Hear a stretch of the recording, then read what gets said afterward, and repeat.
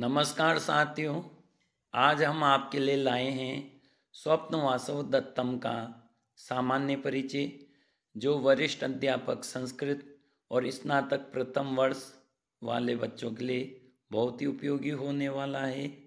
इसी प्रकार के वीडियो प्राप्त करने के लिए चैनल को सब्सक्राइब करिए, लाइक करिए, अधिक से अधिक शेयर करिए, ताकि इस प्रकार के वीडियो आपको प्राप्त होते रहे।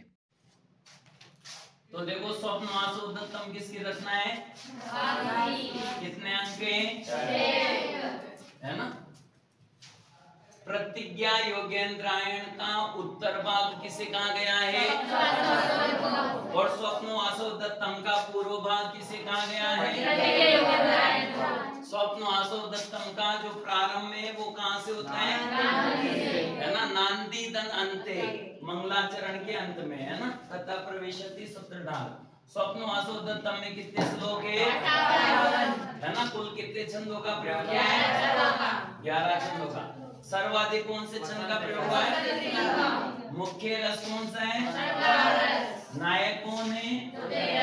उदयन, है ना? कौन सी उसका नायक है? किसे क्यों है? क्योंकि ये क्या है? कला प्रेमी है ना? वीणा वादन की कला में निपुण है, प्रेमी स्वभाव का नायक धीर ललित कहलाता है। अब इसमें दो नायिका है। मुख्य नायिका कौन है? वासव दत्ता, है ना? जब ये बेस बदल के रहती है तो किस नाम से रहती है? वासव दत्ता कौन सी कोटि की नायिका है? लेकिन जब ये अवंतिका के रूप में, धरोहर के रूप में रखी जाती है तो ये कहा जाता है योगेंद्रायण के द्वारा कि ये मेरी बहन है और इसका पति परदेश गया है। तो जिसका पति परदेश चला जाता है वो कौन सी नायिका कहलाती है? रोषित भट्टिका नायिका, है ना? अब ये जो वासव दत्ता है, इसके पिता कौन है? प्रद्योत। वीरता के कारण प्रद्योत को क्या कहते हैं? वासव दत्ता की माता कौन है? अब वासव दत्ता को पाल करके बड़ी करने वाली जो उसकी दाई माँ है वो कौन है? वसुंधरा। ठीक है। अब जो उपनायिका है ना, वो कौन है? पद्मावती। पद्मावती कौन है? मगध देश के राजा महाराज दर्शक की बहन है, जो नाटक के प्रारंभ में कहाँ जाती है? तपोवन में जाती है। किसके पास? अपनी माता महादेवी के पास, उनसे मिलने के लिए जाती है ना? विदूषक कौन है?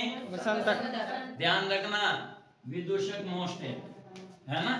इधर ऊपर नायिका वासव दत्ता है, उपनायिका पद्मावती है। ठीक है। मंत्री कौन है? योगेंद्रायण।